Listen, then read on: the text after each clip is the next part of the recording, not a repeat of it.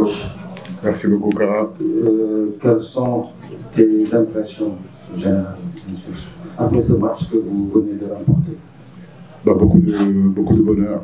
Voilà, beaucoup de bonheur. Je crois que ce bonheur est partagé. Ce fut un match très compliqué, très stressant, très difficile à préparer. Et je crois qu'aujourd'hui, véritablement, sur le terrain, il y avait des véritables guerriers qui avaient vraiment envie d'aller à cette Coupe du Monde. Mais je crois que le public vraiment nous a fait passer cette qualification-là. Aujourd'hui, dédier cette victoire-là au peuple sénégalais. Dédier cette victoire-là à tous nos supporters qui étaient là aujourd'hui. Depuis 8 heures, ils sont là. Des enfants, des jeunes, des moins jeunes. Donc, on se devait de leur faire plaisir. Et aujourd'hui, je crois qu'ils sont heureux de voir que cette équipe s'est qualifiée à la Coupe du Monde. Vraiment les remercier. Je sais que si je pouvais aller, vraiment, si on pouvait aller dans chaque maison pour les remercier, on le fera. Je voudrais vraiment le dire aujourd'hui, vraiment le public a été extraordinaire dans notre nouveau stade et c'est comme ça, il faut que ça continue. Quand c'est comme ça, c'est le Sénégal qui gagne. Quand nous sommes ensemble comme ça, plus rien ne peut nous arriver. Et on a senti vraiment tout le long de ces doubles confrontations que le pays, dans son ensemble, était vraiment collé à cette équipe nationale. Vraiment, merci à vous, merci les supporters, merci vous, la presse aussi, de nous avoir poussés, de nous avoir critiqué. Tout ça, c'est important, ça fait partie aussi de notre travail. Mais sachez qu'on est ensemble. Aujourd'hui, nous allons au Qatar et il y aura tous les journalistes sénégalais qui y seront et ça, c'est bien pour notre football. Merci à vous aussi. Merci, coach. Après, nous en avons aux questions. Et s'il vous plaît, une seule question. Bakary. 15 minutes.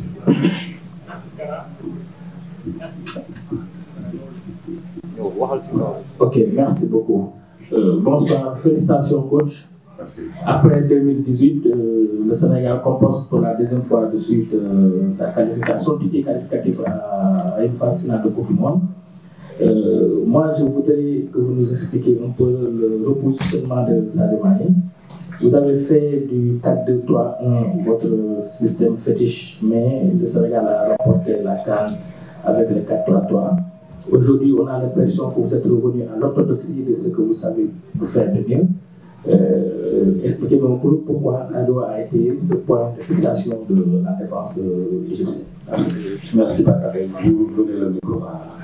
Bonne question, une question technique, tactique. J'ai envie de dire que, bien sûr, que tous les entraîneurs au monde font en sorte que leurs meilleurs joueurs soient dans les meilleures conditions. Aujourd'hui, ça fait 7 ans que nous sommes là. Le travail pour nous, c'est le rendement de Sadio Mané, c'est le rendement de nos grands joueurs pour qu'ils puissent s'exprimer vraiment le mieux possible. Donc c'est un casse-tête pour nous. Comment faire jouer Sadio? Est-ce qu'il faut le mettre à l'extérieur? Est-ce qu'il faut le mettre devant dans un système de 4-4-2? Lors des éliminatoires de cette Coupe du Monde-là, vous avez bien vu qu'on avait fait pratiquement tous nos matchs dans ce système 4-4-2. On était allé au Cameroun aussi en ayant cette idée-là de pouvoir partir dans ce système-là. Malheureusement, il nous a manqué des joueurs, on n'a pas pu le mettre en place. Donc, on a changé de système, on est passé en 4-3-3. Et effectivement, comme vous le dites, c'est grâce à ce 4-3-3-là aujourd'hui qu'on a gagné la CAN. Mais aujourd'hui, il fallait marquer des buts. Donc, c'était important, si vous voulez, de faire jouer Sadio devant avec sa percussion. Parfois, il est capable de jouer sur les deux attaquants. Parfois, il est capable de jouer en dessous de Boulaye. On a mis Ismaël Assar sur le côté gauche et Bounassar sur le côté droit. Je crois que l'animation a été bonne. En première mi-temps, je crois qu'on a plutôt été très agressif. On est monté très haut. On a bien entamé ce match-là. On a gagné des duels. Je reste sur ma fin sur l'utilisation du ballon. Je pense qu'on aurait pu faire encore mieux que ça. C'est vrai que c'était important. C'était un match d'hommes. C'était un match où il y avait beaucoup de duels. Mais ce que je regrette dans ce match-là, si vous voulez, c'est à un moment donné, je pense que quand on a récupéré le ballon, on l'a perdu de suite et on aurait pu maîtriser nos animations, surtout quand ils étaient en position basse. Merci. Mais l'un dans l'autre, je pense que notre équipe est capable de jouer soit en 4-3-3, soit en 4-4-2 ou bien en 4-2-3-1, voire même à un moment donné, on avait réfléchi à penser en 3-5-2 sur cette rencontre-là. Mais ça aussi, c'est l'intelligence de nos garçons, c'est l'expérience de nos garçons. Si vous regardez sur le terrain, malgré ce match très important. Si vous regardez Edouard Mendy jusqu'à Boulaïdia, c'est des garçons qui sont expérimentés. On a un Ballon d'Or avec nous, on a des garçons qui ont joué, qui ont gagné la Champions League. Donc je ne m'inquiétais pas sur la gestion des émotions. Je savais qu'on serait à la hauteur de cette rencontre-là. Et ça, c'est important. C'est la chance d'avoir vraiment des joueurs qui ont du vécu et qui ont de l'expérience. Merci. Merci. Malik. Oui. D'abord, coach, félicitations par rapport à cette qualification aujourd'hui. Alors, la question, elle est la suivante. Alors, sur quoi s'est joué ce match, au-delà du public que vous avez évoqué tout à l'heure? C'était important pour nous. Pardon. C'était important pour nous de débuter, chose qu'on n'avait pas fait au Caire. Même si on n'a pas fait un mauvais match, je crois que durant toute la semaine, j'ai averti les garçons. Je leur avais dit qu'au Caire, il fallait qu'on débute bien. Le premier quart d'heure, on prend un but, donc pour moi, c'était pas un bon début. Donc, ces 15 minutes qu'on avait perdues au Caire, qui nous a fait perdre le match, il fallait qu'on les reprenne ici. Donc, on a fait une grosse entame. C'était important, c'était la condition sine qua non pour justement mieux rentrer dans cette rencontre. Après, comme je vous l'ai dit, on a défendu en avançant, on a récupéré des ballons, on s'est projeté. Après, c'est surtout dans la construction, quand ils nous ont laissé un petit peu la possibilité de jouer, qu'on a eu quelques déchets techniques. Mais je crois que c'est l'abnégation, c'est la détermination, c'est cette faculté que ces garçons avaient envie, en tout cas, d'être au rendez-vous international qu'est la Coupe du Monde. Donc aujourd'hui, ils y sont, les féliciter et continuer encore à travailler. Bonsoir. Coach, vous avez fait entrer Mamadien, vous avez fait entrer après Pamatassa. C'est les plus jeunes de groupe. Vous n'avez pas hésité à un certain moment de jeter dans le pain cette fournaise-là, ces deux autres choses. Merci. Oui, c'est deux garçons de qualité et je ne le dirai jamais assez. Maintenant, je le dis, que ce soit pour Bamba, que ce soit pour Matar, c'est des garçons qui doivent savoir où est-ce qu'ils sont. Bon, il y a un petit peu ce côté innocent, ils vivent un petit peu dans le monde des grands, donc on pouvait penser même que les deux pouvaient commencer cette rencontre-là. Les supporters l'ont réclamé, vous, certains des journalistes, vous l'avez réclamé. Et comme je vous le dis, des gros matchs comme ça, des matchs à tension, des matchs décisifs, on ne peut pas jeter deux gamins pour à un moment donné les sacrifier. Donc c'est pour cela on les a mis sur le banc en attendant que petit à petit ils rentrent dans cette équipe. Encore, comme je l'ai dit, c'est des garçons qui sont très intéressants, mais il faut qu'ils comprennent que le football professionnel, c'est un monde de grands. Ils sont un peu insouciants et quand ils rentrent, ils doivent comprendre qu'ils doivent apporter à l'équipe. Mais nous allons travailler avec eux pour les préparer. C'est sûr et certain, c'est des premiers degrés et l'avenir leur appartient dans cette équipe nationale. Félicitations, coach. Merci, Djibril. Lors de la publication, je vous avais posé une question par rapport aux ambitions. Vous m'aviez dit, bon, attendons de nous qualifier d'abord. On a une très belle équipe. Quelles sont les ambitions de la l'UCC pour le rendez-vous de Qatar? Merci. C'est une bonne question. Je crois qu'aujourd'hui, c'était important de passer. Parce que quand vous gagnez la CAN, quand vous gagnez un trophée, le match qui suit, le premier match après le trophée, ou bien les deux premiers matchs après le trophée sont très importants de bien les négocier. Aujourd'hui, si on n'était pas passé, c'est sûr et certain que ça aurait été autre chose. Mais aujourd'hui, on est passé. Nous remercions, nous rendons grâce à Dieu et je crois qu'on sera encore meilleur, on sera encore beaucoup plus fort. Aller au Qatar, c'est avoir des ambitions. On en avait en 2018, on a été éliminé au nombre de cartons. Cette fois-ci, le Sénégal y va en étant depuis pratiquement 4 ans, 5 ans, premier sur le continent africain. Le Sénégal y va en étant champion d'Afrique. Le Sénégal y va aussi en jouant une double confrontation très âpre, très difficile, où beaucoup pensaient qu'on n'allait pas passer. Donc ce match-là, c'est vraiment 2 ans, 3 ans d'expérience dans sa préparation, dans la façon dont nous l'avons joué. Et je pense que ça peut être bénéfique pour nous au Qatar. Bon, là, après, on va derrière. Félicitations, coach. Idrissa Sane. Félicitations, coach. Alors, vous cessez de nous dire depuis quelques temps que depuis quelques années, vous êtes en train de construire une équipe qui doit pouvoir jouer la Coupe du Monde. Alors aujourd'hui, est-ce que vous êtes sûr d'avoir eu cette équipe-là ou le travail approprié pour que vous ayez une équipe de type vraiment mondial? Oui, bon, c'est un peu tôt parce que la Coupe du Monde, c'est en novembre et en décembre. Entre-temps, il y a les éliminatoires de la Coupe d'Afrique qui se présenteront au mois de juin. J'entends beaucoup de sélectionneurs, beaucoup d'entraîneurs, beaucoup de journalistes dire que un jour, une équipe africaine gagnera une Coupe du Monde. Donc moi, je crois que c'est vrai. Je crois que depuis des années, nous travaillons. Quand vous regardez le continent africain, il y a 54 nations, il n'y a que 5 équipes qui se qualifient. Ça prouve vraiment la difficulté dans ces éliminatoires de la Coupe d'Afrique en zone Afrique.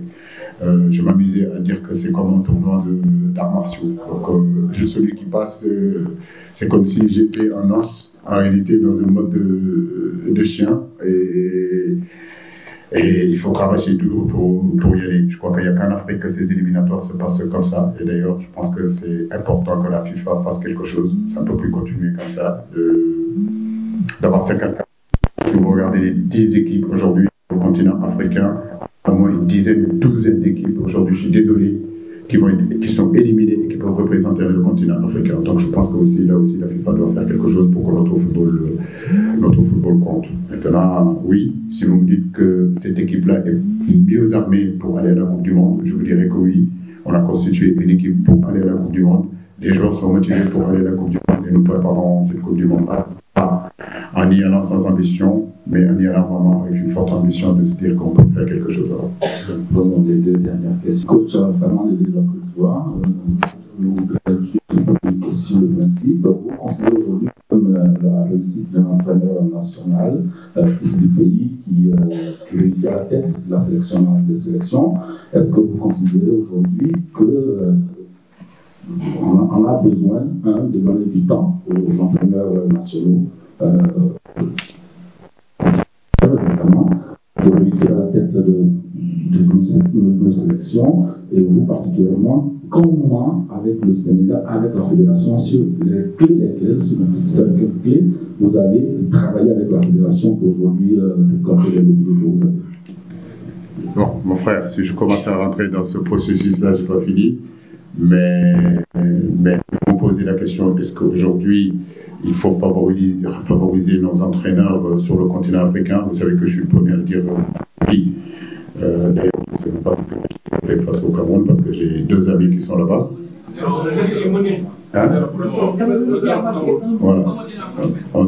Donc, il y a Rigo qui est là-bas, il y a Jamel qui est là-bas. Ce sont vraiment des gens qui sont les fils du pays et qu'aujourd'hui qui ont la connaissance non seulement du football européen, la connaissance tout court du football, mais qui ont la connaissance aussi des réalités de notre pays. Et parce que pour moi, c'est important, quand on est sélectionneur, de savoir, de connaître le passé pour pouvoir parler du futur. Moi, je crois que la partie du passé, je sais ce qui s'est passé en tant que joueur, donc je suis mieux amené, si vous voulez, de pouvoir préparer le futur parce que je connais les attentes de mon pays, je connais les attentes des supporters, je connais la mentalité aussi de la tanière. Tout ça m'a aidé, m'a poussé, mais comme je le dis, il a fallu aussi que j'aille passer mes diplômes parce que nous, les anciens internationaux, c'est ça notre problème aussi. Nous pensons que tout nous est dû et qu'il ne faut pas travailler et que la légitimité qu'on a, tout simplement, c'est ce qui fera qu'on nous donnera une équipe. Non,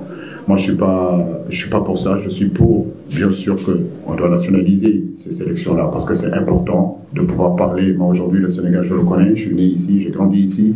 Les sensibilités, les attentes du pays, je les connais. Quand on perd, moi je ne rentre pas chez moi, je reste ici, je prends les critiques, je vis ici, je me réveille ici. Jamel Belmadi, c'est la même chose, il connaît les réalités de l'Algérie, il connaît les l'attente, il est ancré dans sa culture africaine. Et ça c'est important aussi. C'est des sensibilités qui sont importantes parce qu'on a des garçons aujourd'hui, il est important de leur expliquer où ils sont. Voilà, où ils sont, dans quel pays où ils sont. Quelles sont les attentes de nos supporters. C'est au-delà aujourd'hui d'un simple match de football, la sélection. Donc oui, si vous me posez la question, est-ce que je préfère les locaux, les entraîneurs, qu'on leur donne la chance, mais il faut leur donner aussi le temps de pouvoir travailler. Il ne s'agit pas de faire une campagne et de dire que oui, regardez, de toute façon on avait dit qu'il n'était pas bon, il faut l'enlever et aller chercher un autre entraîneur.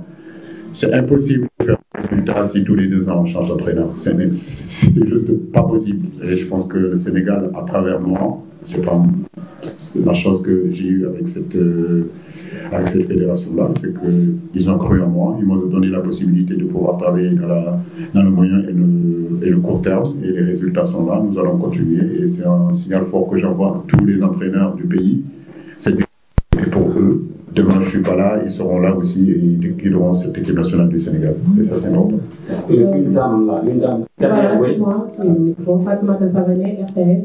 Félicitations, coach. Merci. En fait, ce que je voulais dire, c'est vrai qu'on a un bon effectif. Aujourd'hui, est-ce qu'on n'aurait pas besoin d'un tueur entre les mains, d'un renard de surface qui pourra marquer dans toutes sortes peut-être de conditions, mais quand même un tueur pour être plus efficace, mais surtout plus efficient quand on ira au mondial, parce qu'on aura besoin vraiment de buts pour progresser dans cette grande compétition. Merci.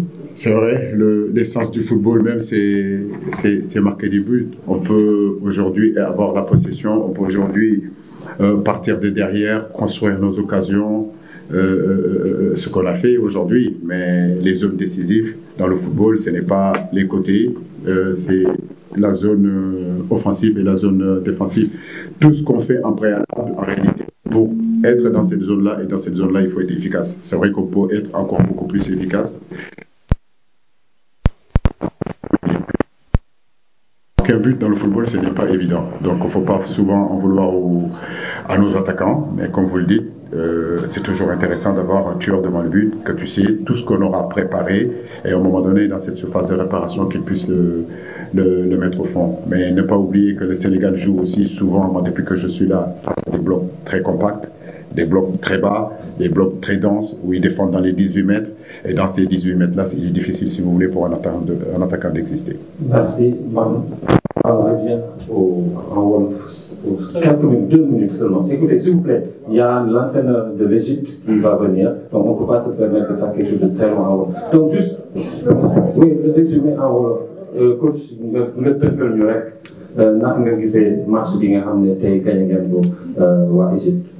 waaw di leen nuyu yéen ñëpp seen tur ak seen sant mun naa wax ni que match bi ñu ngi sant yàlla bu baax lii nañ ci bëggoon maanaam mooy ndam li qualifié dem Qatar pour une deuxième fois consécutive def nañ ko yàlla jàppale nañu ba ñu def ko vraiment bëgg a remercier suñu supporters yi parce que tey vraiment fépp nañu jógee depuis 8 heures ñu ngi ci stade bi di xaar joueurs yi. Cette attitude tey foog naa moo tax ba tey équipe bi lever niveau de jeu moo tax tey ba équipe bi dem qualifié dem Qatar donc ñu ngi leen di jaajëfal bu baax di leen remercier di leen delloo njukkal bu baax a baax. Voilà mu nekk match boo xam ne comme ni ñu ko waxee rek je crois que lu gën a am importance ci match bi mooy que ñu qualifié mu doon nag match boo xam ne mënoon nañ ko gagner sur le temps réglementaire par rapport ak occasion yi nañu créé mais amuñu efficacité boobu donc il a fallu que ñu dem ba tir au but. Comme final, mais remercier, vraiment féliciter ce joueur qui mental, si calme, sérénité pour justement gagner match. Merci beaucoup. Sélectionneur de l'Égypte, soyez gentil.